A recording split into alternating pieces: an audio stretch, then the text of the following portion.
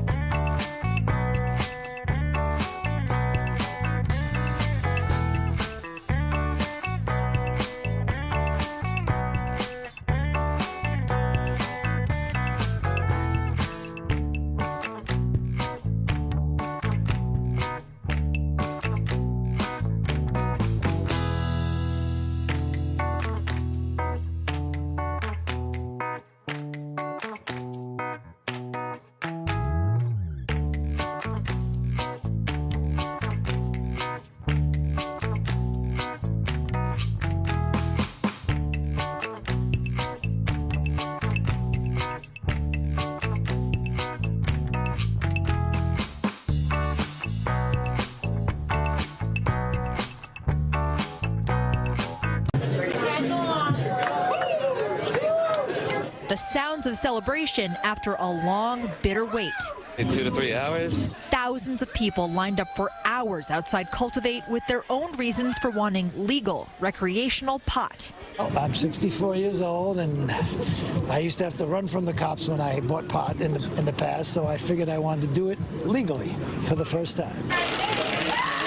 The Leicester dispensary started retail sales at 8 this morning, and injured veteran Stephen Mandilli made the very first purchase. I'll save the pre-roll, and we'll be smoking some history later on today.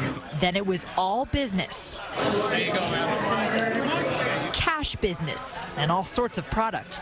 Chocolate OG, as it's called. Got a couple good things, way too many edibles. 3, 2, 1.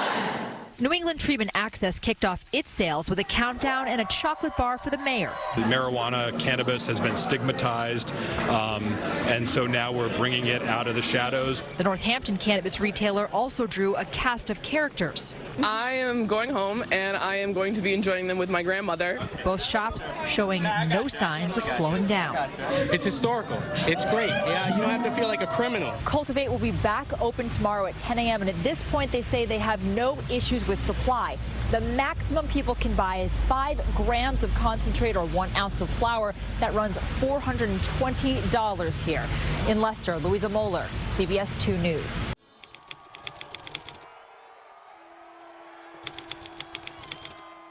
When I'm watching the Super Bowl and I see that they're saying people like me are, in addition to like mowing the lawn and having some nachos, also murdered a family in Colombia, I take offense to that.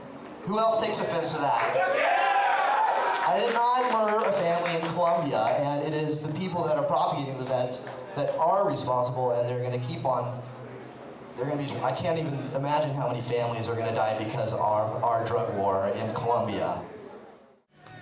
War on drugs? Give me a break, man. Attention, drug war generals out there. We are fighting back, man. And unlike you drug war generals, we are non-violent. We are peaceful. You cannot and will not stop us because we are not criminals. We are Americans. We're going to make that mean something. And we're about to take our country back and put it in the hands of the people who founded this country. The hands of the people whose blood and sweat and tears and backs paved the way for us to be here today. The problem is that in our justice system, we've got too much emphasis on the system and not enough emphasis on the justice. And that ain't gonna make it, man. That's exactly why we're here today at Seattle Hemp Fest. That's why you came out, and we'll be vocal day after day after day, year after year after year until we've overcome and justice finally prevails.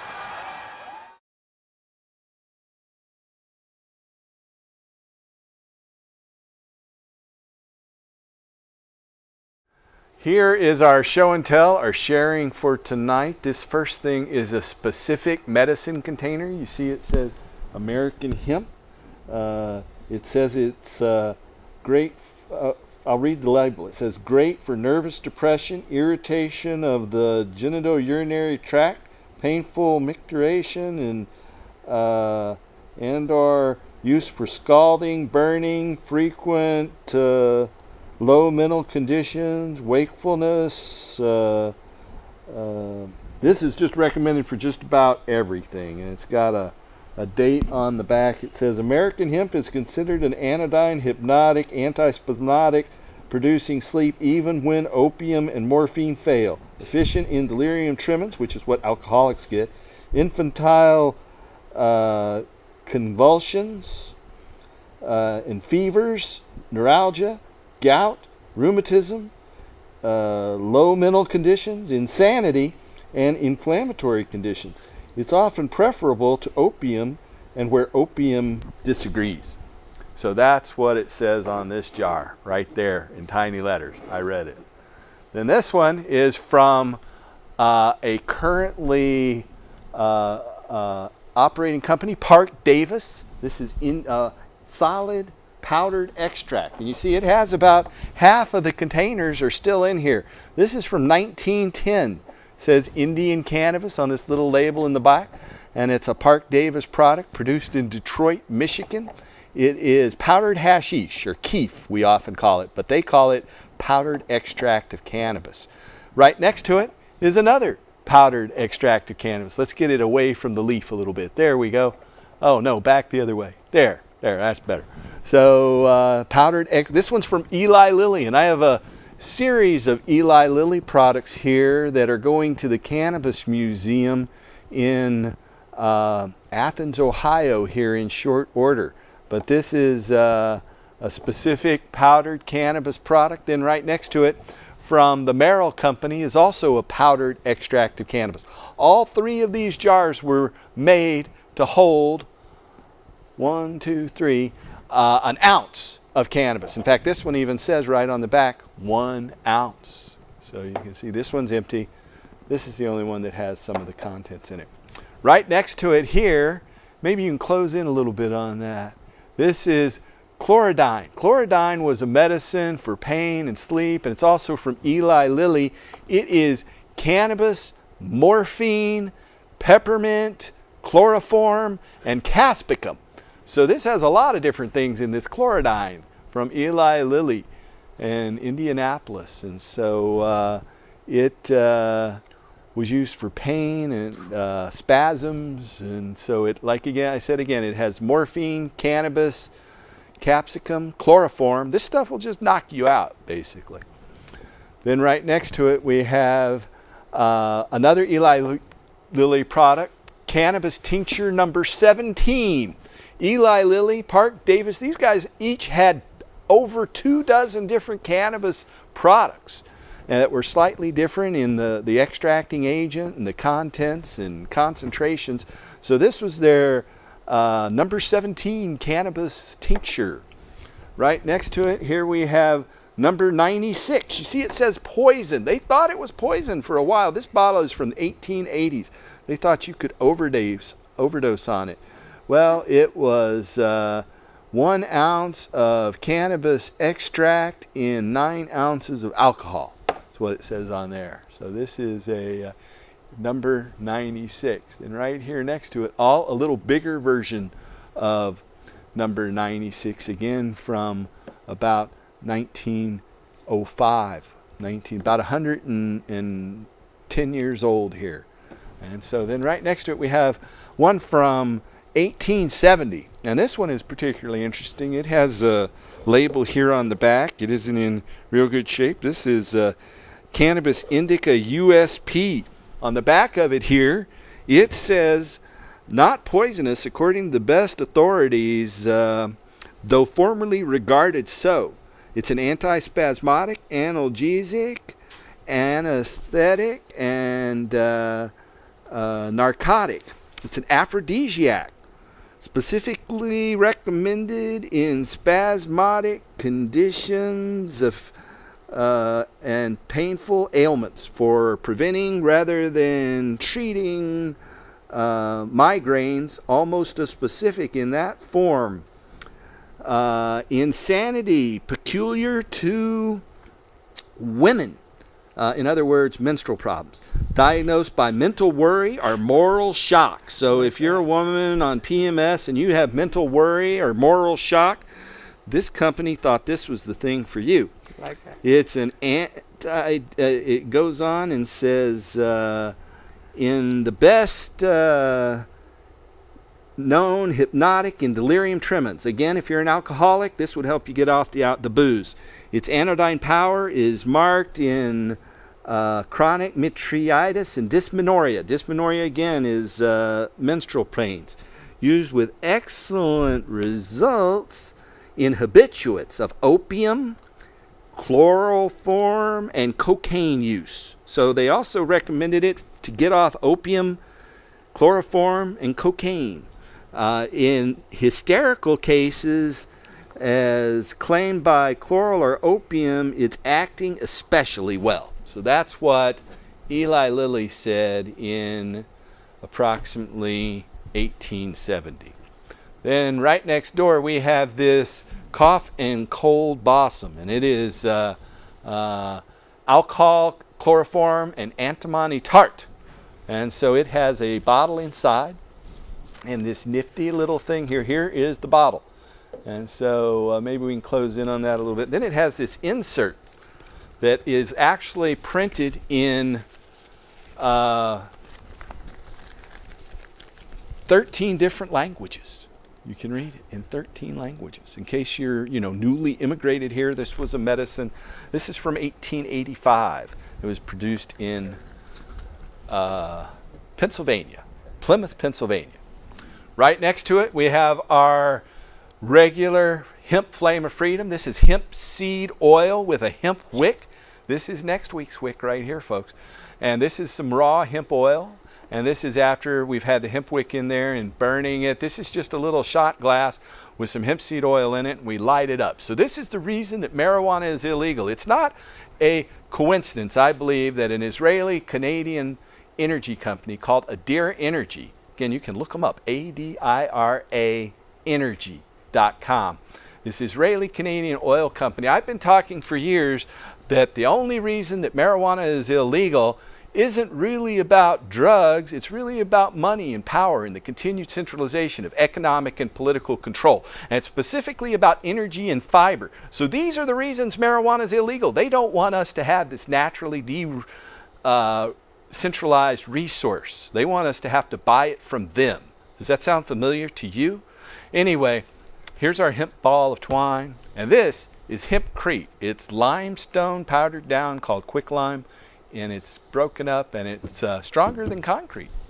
And then this is a little hemp stock. We like hemp stocks around here, don't we, Eric? Yes, we do. Larry. All right, so that's the end of our show and tell for tonight.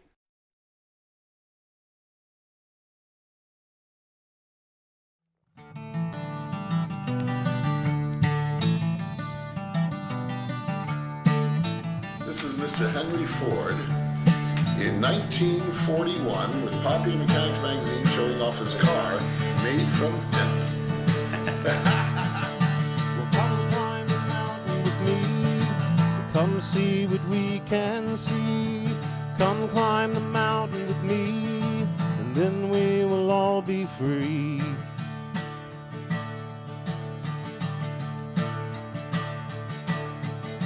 Some men are born to lead.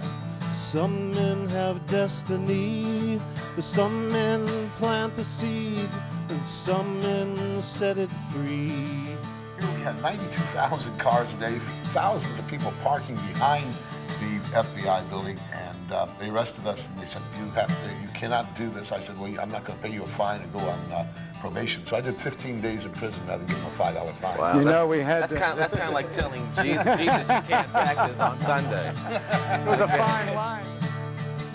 So come climb the mountain with me, come see what we can see.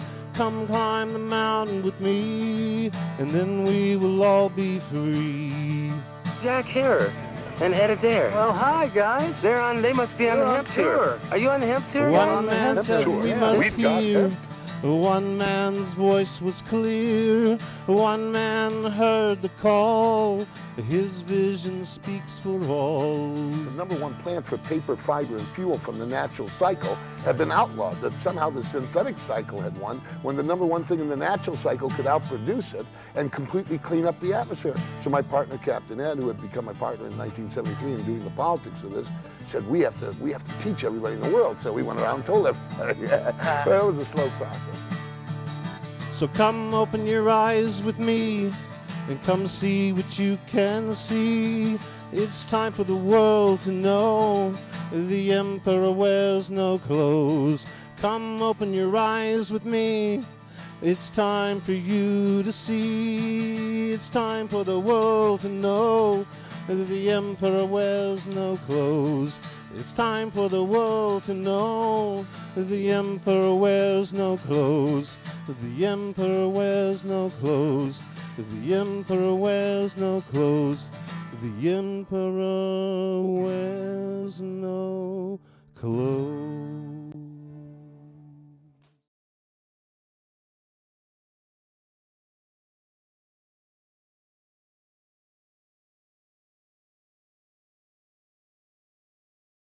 You know, being Seattle Hemp Fest and being the largest, most sophisticated cannabis policy reform event in the world, we try to make things up to you. You know, we're going to do a countdown for the 420 here and all that stuff, but you know, I'll tell you, we felt so bad about the fact that Tommy couldn't be here that we decided to do something about it.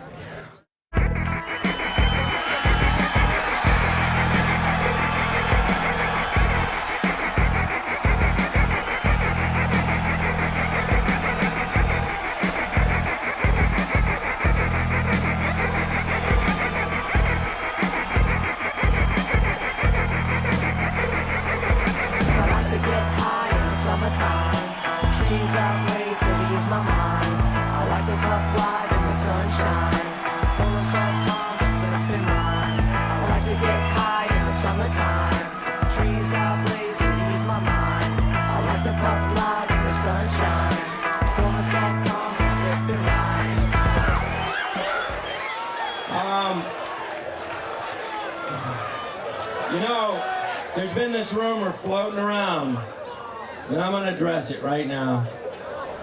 I got to tell you people that I decided to quit smoking. And then I realized, hey, I'm not a quitter.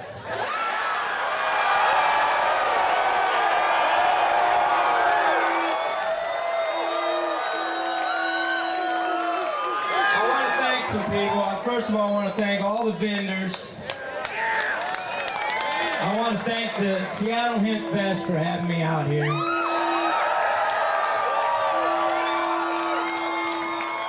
I want to thank all these volunteers who work so hard for no money. A lot of volunteers around here. I want to thank the police for keeping the peace.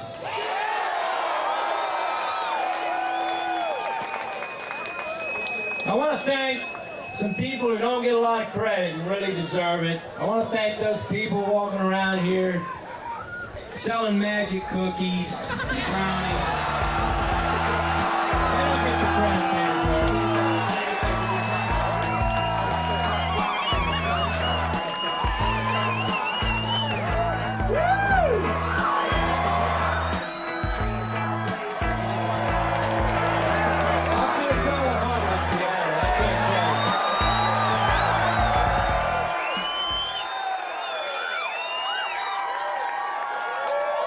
You guys are definitely the most energized pot smokers I've ever run across.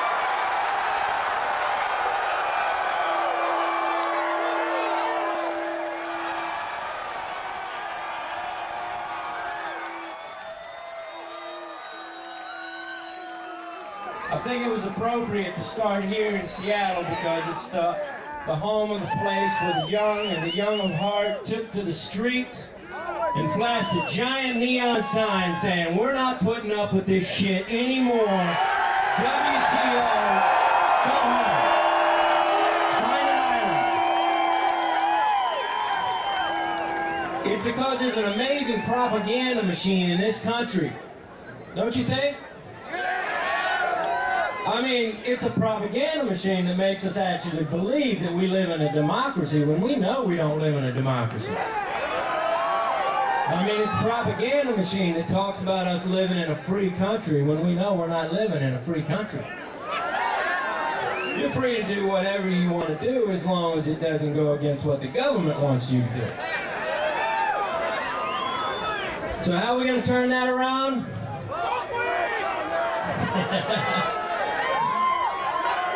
I say things like this: the Seattle Hemp Fest are the way to turn this thing around. Every one of you people who showed up here today, you're making a statement, and I'm damn proud of you. And you know what I have to say? Keep doing what you're doing. Keep doing what you're doing. And I think it will change. I think it'll change. Thank you all for coming out here today. I really warms my heart.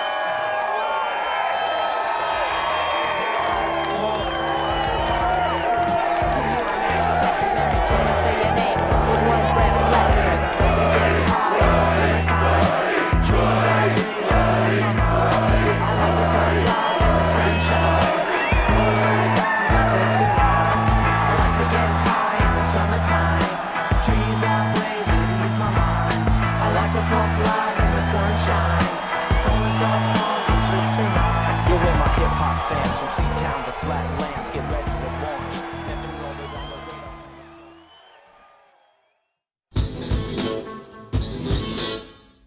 Give me an H. Give me an E. Give me an M. Give me a P. Your turn. Outdo him. Give me an A. Give me an E. Give me an M. Give me a P. Ladies and gentlemen, I present to you the house band of Seattle Hemp Fest, the incredible Herbivores.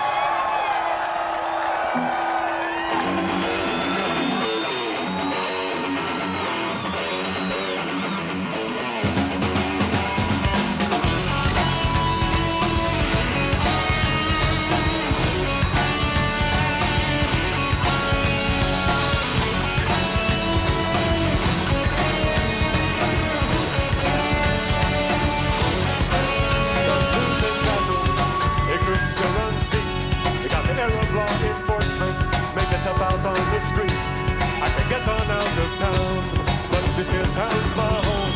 Ain't hurting nobody, so leave my ass alone. 'Cause it's a losing battle, now that the truth is out. Even the politicians have figured this thing out. You can go ahead and inhale press, might help you loosen your tie, and legalize the herb, and drop all the lies. 'Cause it's a losing battle. Wake up!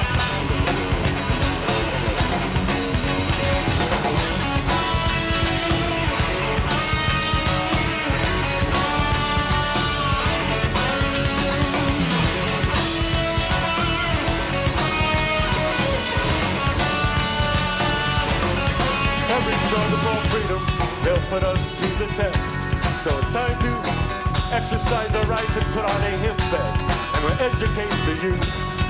Soon will rule the land, 'cause it's just a matter of time, and it's time to take a stand. 'Cause it's a losing battle, one that money can't win. Been going on for years, just keeps right on going. Like a Cold War with the commies, prohibition and the like. You can throw us all in prison, but you cannot win the fight. 'Cause it's a losing battle.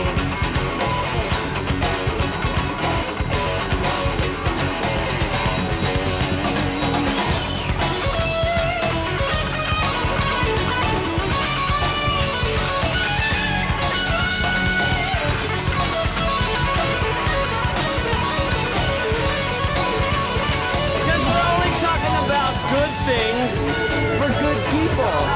This man Jim knows. Take a good look at him. He's been through it.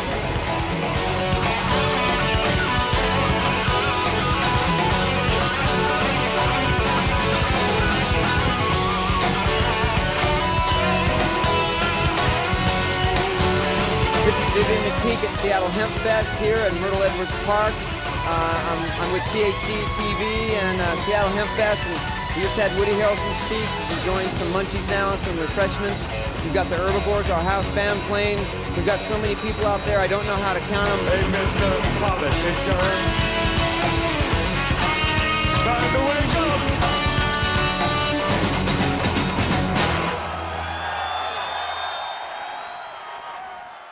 Mr. Botticelli, your hands are tied on Schedule 1, but it is ludicrous, absurd, crazy to have marijuana in the same level as heroin. Ask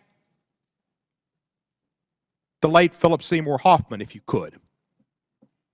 Nobody dies from marijuana. People die from heroin. And every second that we spend in this country trying to enforce marijuana laws is a second that we're not enforcing heroin laws. And heroin and meth are the two drugs that are ravaging our country. And every death, including Mr. Hoffman's, is partly the responsibility of the federal government's drug priorities for not putting total emphasis on the drugs that kill, that cause people to be addicted and have to steal to support their habit. And heroin and meth is where all of your priorities should be. And it's not just Mr. Hoffman, a brilliant actor at 46 years of age, who first went to prescription drugs and then came back to heroin. That's our two major issues, I guess. I had a young friend, son of a girl I dated, who died of a heroin overdose about 2 years ago. I went to a party in Memphis recently, not Vermont, where the governor spent his entire State of the State hour address talking about the ravages of heroin in his state, but Memphis, Tennessee, where 4 women, give or take my age, well, maybe 15 years younger, sometimes I lose perspective, talked about heroin being a great problem among their children and in the Memphis community, and about another young man who had died of heroin. Heroin is getting into the arms of young people. And when we put marijuana on the same level as heroin and LSD and meth and crack and cocaine, we are telling young people not to listen to the adults about the ravages and the problems, and they don't listen because they know you're wrong. Because as Mr. Micah said, we know a lot of young people smoke marijuana. They shouldn't. Young people should be being young people. The most precious commodity in the world is time. Young people have got lots of time. Mr. Mike and I don't have that much more time. That's just the realities. And when you're young, enjoy being young, playing ball, taking it easy, just doing kids' things and learning. And you shouldn't be doing drugs, but they are. And we need to make sure that we keep them alive. We need to educate them. But our efforts ought to be toward meth and heroin. That's where effort should be. And it shouldn't be Schedule 1. Anybody that goes to jail for marijuana is a crime when people for possession are taking their liberties away. It's a waste of money. It's a waste of resources. It's a crime committed by our government. There is a cultural lag in this country, and this Congress is a leader in it.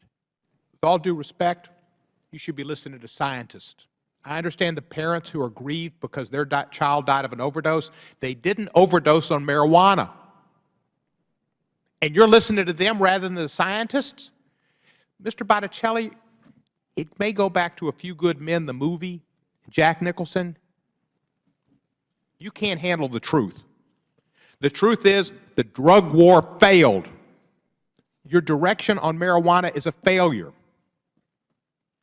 Get to dealing and saving kids from heroin overdoses. My young 22-year-old friend died of a heroin overdose. Yeah, he smoked marijuana, probably the first thing he did. But that's not why he smoked heroin or shot it up. Maybe he did it because he heard people like you saying they're all bad and they're all terrible and you can't deal with the truth, and tell them, well, maybe marijuana doesn't kill you. Heroin does and meth does. They're different.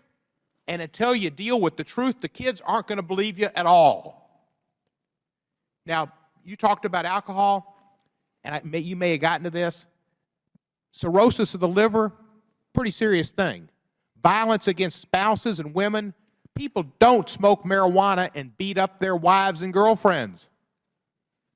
They get drunk Sometimes they beat up their wives and girlfriends. And I know you've got your statistics. I would debate your statistics. And if you get into your statistics about the amount of people who had marijuana in their system who were arrested or had fatal accidents, I would submit they probably had other drugs in their system, like cocaine or crack in addition to the marijuana, or they had alcohol and marijuana wasn't the cause.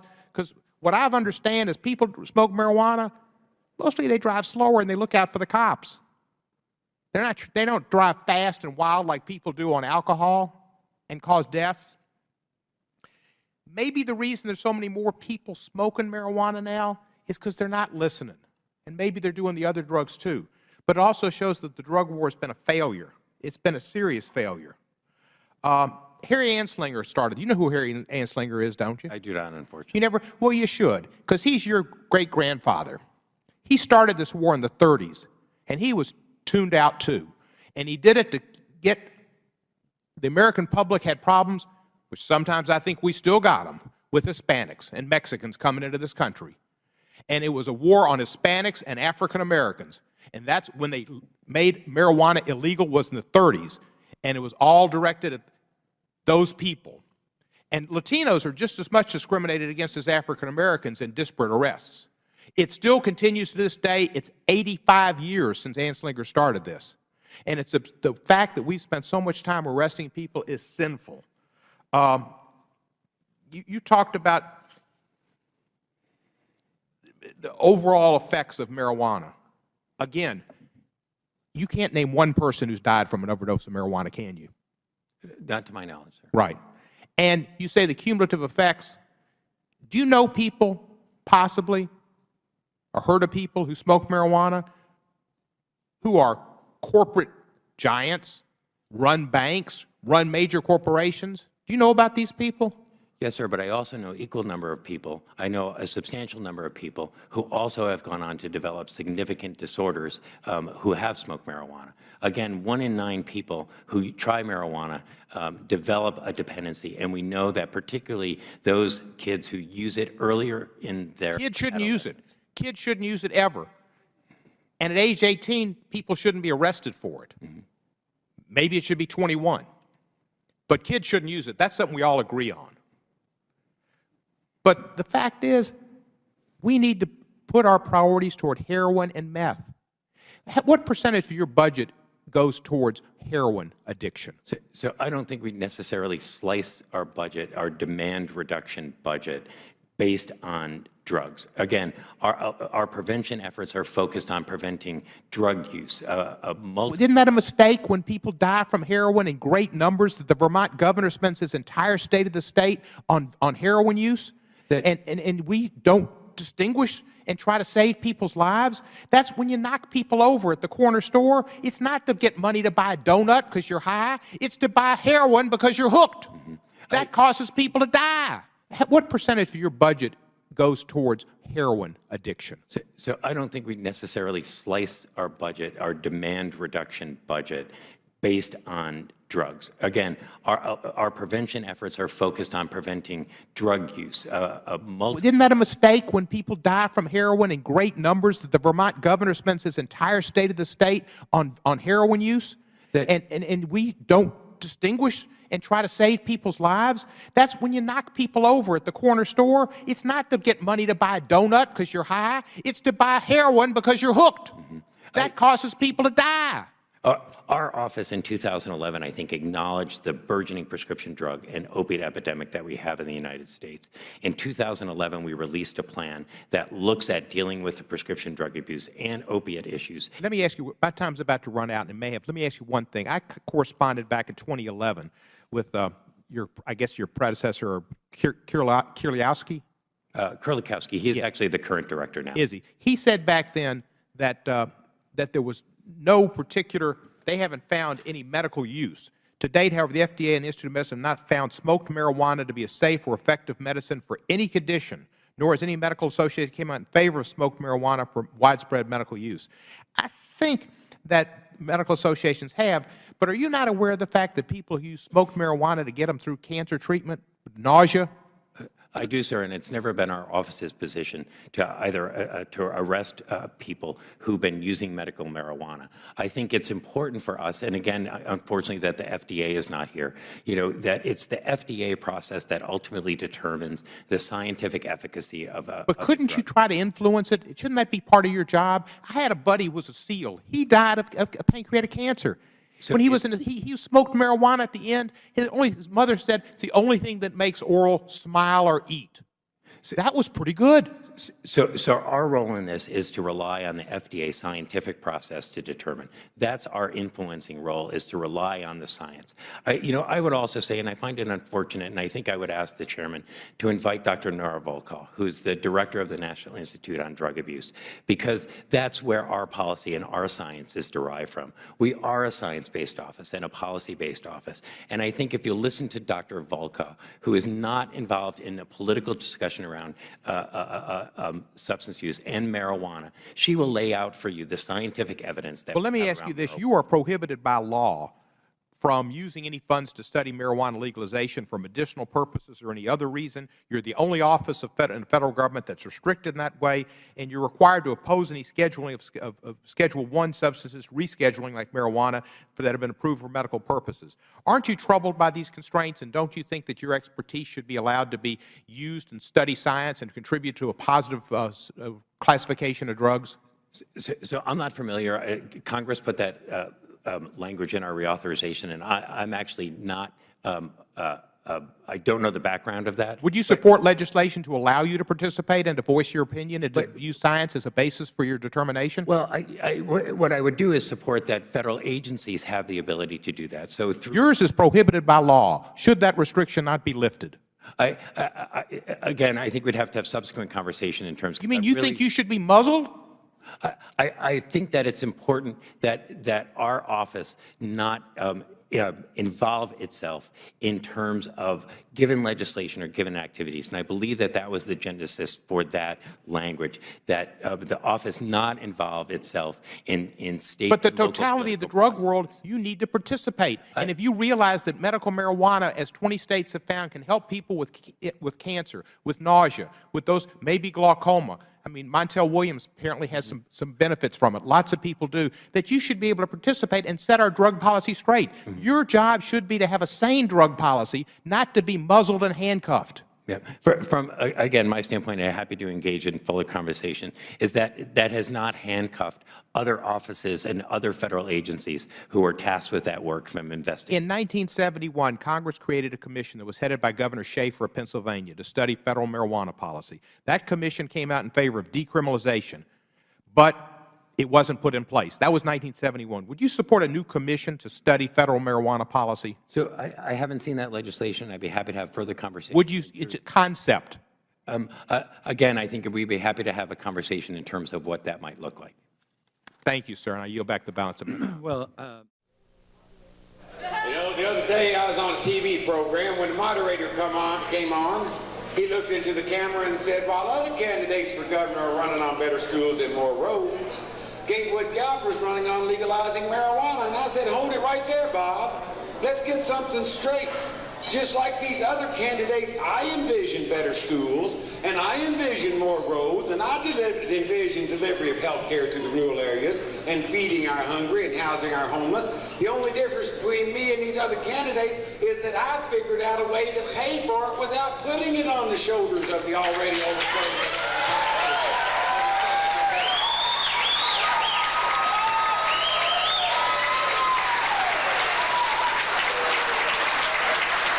In office, I'm going to ground every helicopter the state of Kentucky owns. There's not going to be helicopters hovering over the fields and gardens of the people of the state of Kentucky. Yeah. This is America, not Afghanistan, and we're not an occupied territory, and I'm not going to treat us like we are.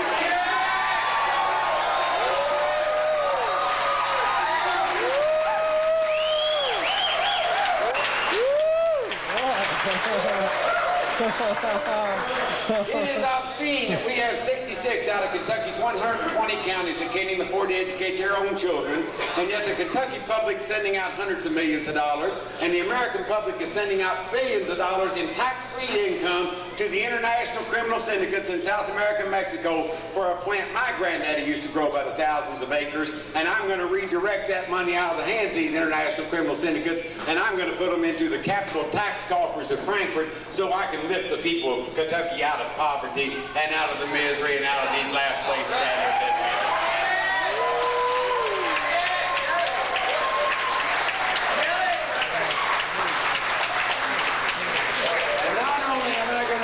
This money, but I'm going to redefine the role of government in policing private behavior in the state of Kentucky.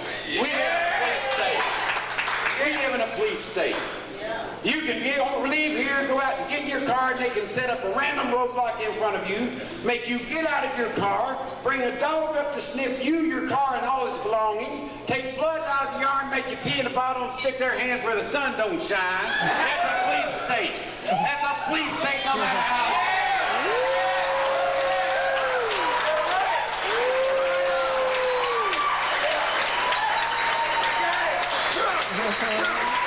You think John Wayne would put up with that? You think John Wayne would put up with that?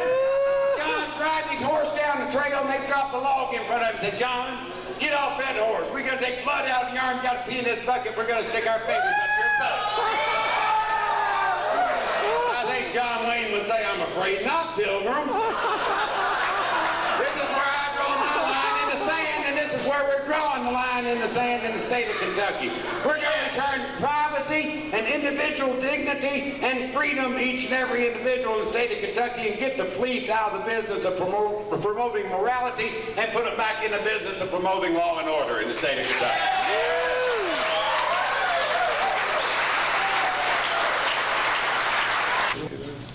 I don't know, Jack. It reminds me of another fellow I was telling about running for governor. He said, well, I'll be for you or against you, whichever helped you the most.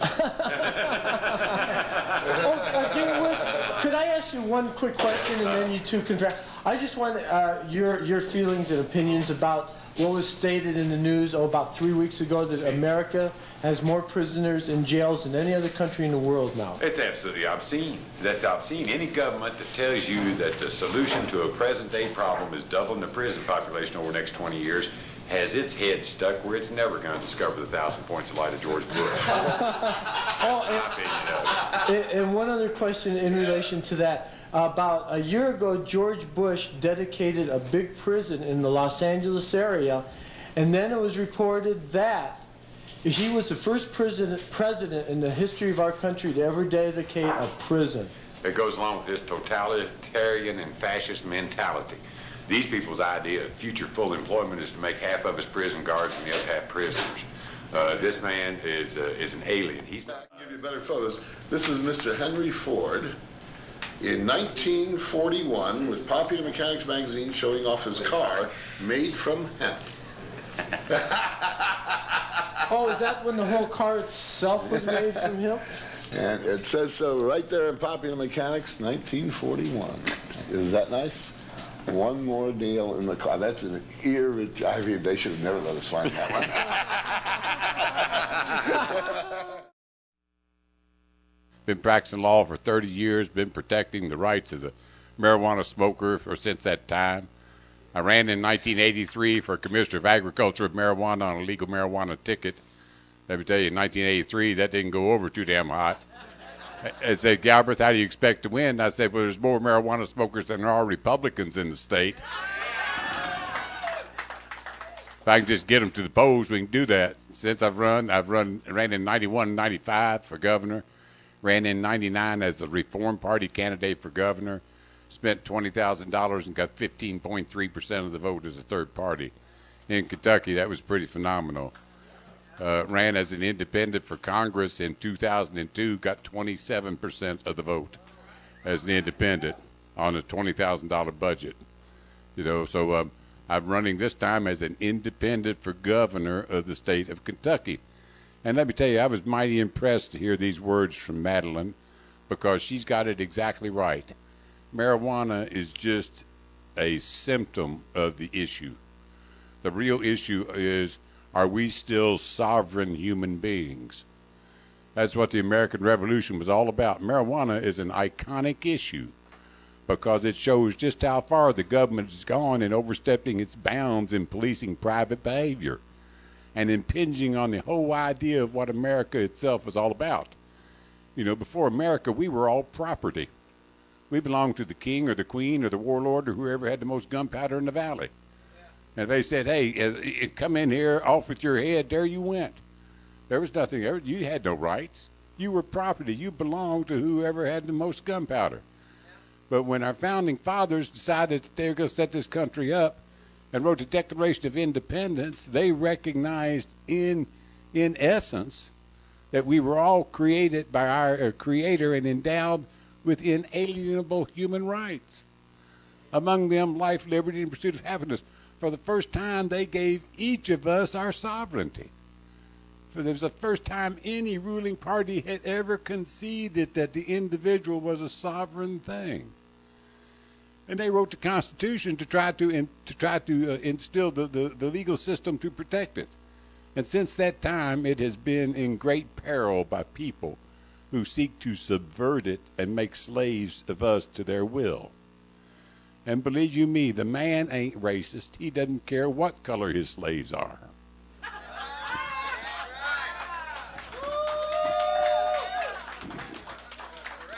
And the whole idea of having piss in a cup to hold a job in America is anathema to what America itself was built on.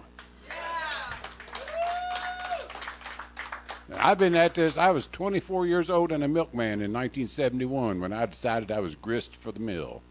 I was going to end up in prison or dead at an early age because I didn't understand the system. And as long as I was ignorant of the system, I was going to be a pawn in their game. So I decided I had to learn the system. And the best way to do that was to go to college and become an attorney.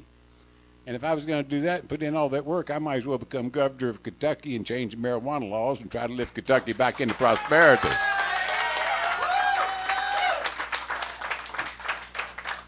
We were the world's largest producer of cannabis for over 100 years.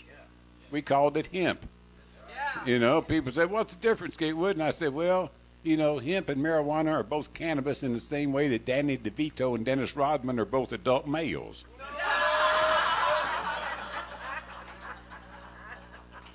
You know. But Kentucky was the world's largest producer, so we ought to return to it and let our farmers back into the niche of producing energy to solve our energy problems instead of giving all this marijuana, giving all this money over to the oil-producing countries. You know, we calculated that if you could plant 7% of the U.S. agricultural land in hemp, you wouldn't have to import another drop of oil. But, you know, what's happened is a great synthetic subversion where those people who make synthetic products have used the criminal law to criminalize farmers from producing competitive natural products in both petrochemicals and pharmaceuticals. And a great deal of our problems today could be directly associated to the people I refer to as the petrochemical, pharmaceutical, military, industrial, transnational, corporate, fascist, elite son of a bitches who have never said the Pledge of Allegiance to the flag of the United States of America or to the republic for which it stands. They're not warm and fuzzy about us or our children or grandchildren, and they see the Constitution and the Bill of Rights as impediments to the implementation of a new world order and a global economy. And that's just where it's at. And they want to flatten the world to make us all, a global economy and to erase national boundaries. But, they can't afford to give every other human being on earth the same constitutional privileges and rights that we enjoy and recognition as sovereign human beings. So they're going to have to take ours away from us in order to make us a flat earth. I ain't going down without a fight. Yeah. So in 1983, like I said, I started my political campaign. I started getting up every day in 1971, so I've been at it 40 years. And I've run for governor several times, so I have a pretty good idea about what politics is all about. I gave the keynote address at the Reform Party National Convention back in 2000, and so I've been there. I've observed the politics, and after 40 years, I'd have to be pretty dumb not to have come up with at least one good idea in those 40 years. And I do tell the folks in this race right here, if I was ever going to lie to you, I would already have been elected, because But descriptively speaking, Kentucky suffers from electile dysfunction. What's happened is that both parties have their horns locked up like two bull elk fighting over territory, while the business of the people lays dead in the dust.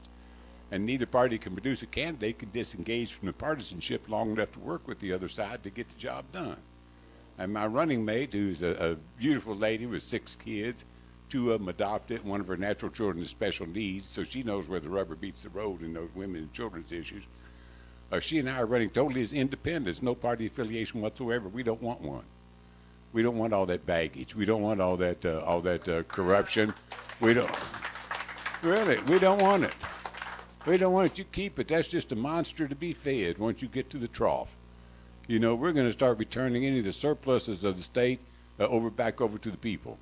But the first thing I'm going to do when I'm governor of the state of Kentucky, the minute I'm sworn into oath, is I'm going to have the commander of the National Guard land a helicopter in the front of the Capitol and bring me the keys to it. And that's the last time any one of those friggin' military helicopters is going to hover over the fields and gardens of the people of the state of Kentucky.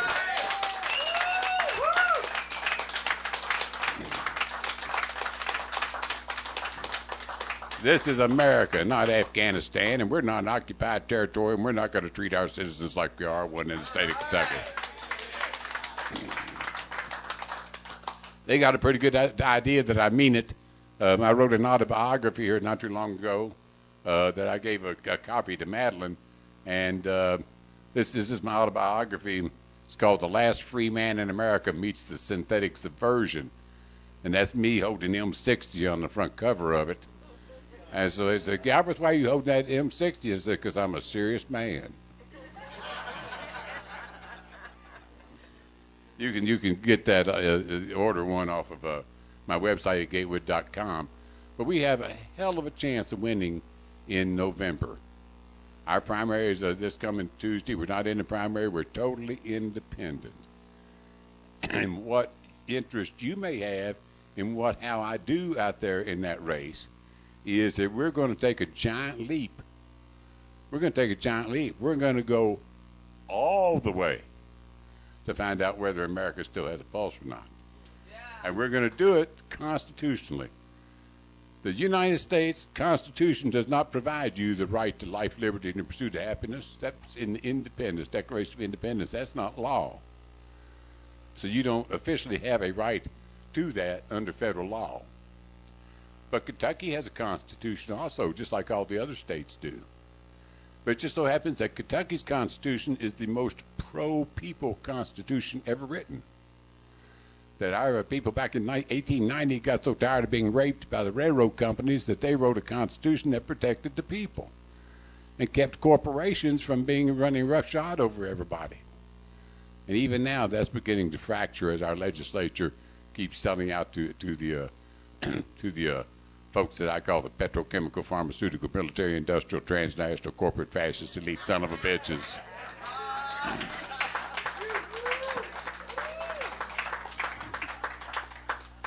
So what's going to happen is that the very first section of Kentucky's Constitution ensures that its citizens constitutionally are endowed with the right to life, liberty, and the pursuit of happiness. That's the #1 section in Kentucky Constitution, so I feel obliged to make it the #1 basis of policy for my relationship of government to the people in the state of Kentucky. I'm going to get it off of their backs. I'm going to take it out of the bedrooms and the bloodstreams and the brains and the bladders and the billfolds and the back pockets and the internet bulletin boards and put them back in the little box where they belong.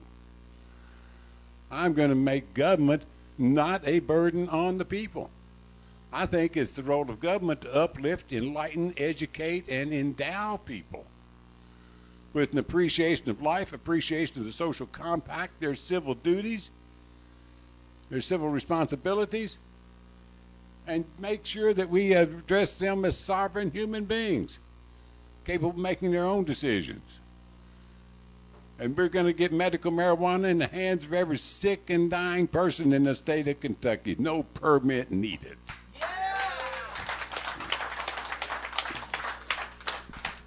I'm going to take it out of the hands of the 10 and 13 and 14-year-olds who are doing it just for kicks. We're going to give them over to the old age homes, to all the old folks in the old age homes. Hey, increase the appetite, put a smile on their face, and think about the increased visitation by the young folks. Hey, let's go see Dad.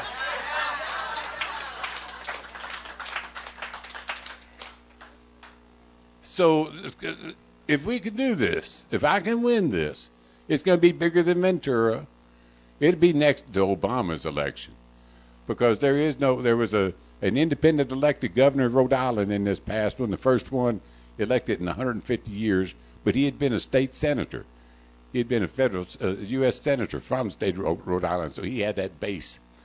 Okay, but we'll be the first truly independent ticket ever to win governor in the state of Kentucky in the last 150 years.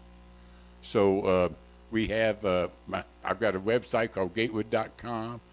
I'm a criminal defense attorney out of Lexington.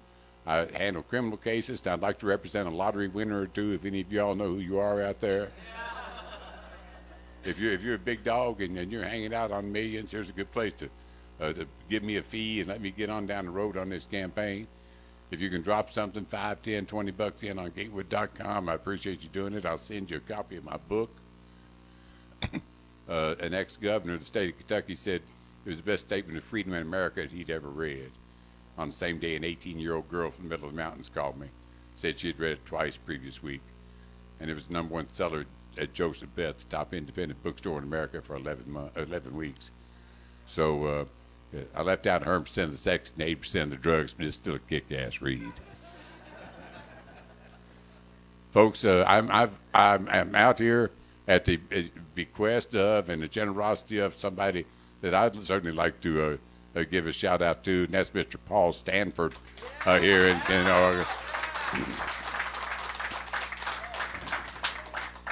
He was swell enough to let me appear on his program last night, and we're going to throw a little fundraiser over at the Clinton Street Theater. What time? At 3:30. So, to 5:30. So, I understand you all got some business to conduct at the meeting, and I hope I didn't take up too much of your time. Gatewood Galbraith, I appreciate you all's time and attention. Thank you so much. I want to thank you guys for watching. We're going to go out on another great song by Mr. John Coronet. We'll be back next week, and help us restore hemp. Yeah, restore hemp. Another chapter as we turn the page. We exist within a Ukraine. I know that freedom's heard around the globe. Just where our future lies will nobody know. Oh, let's make the best of it now.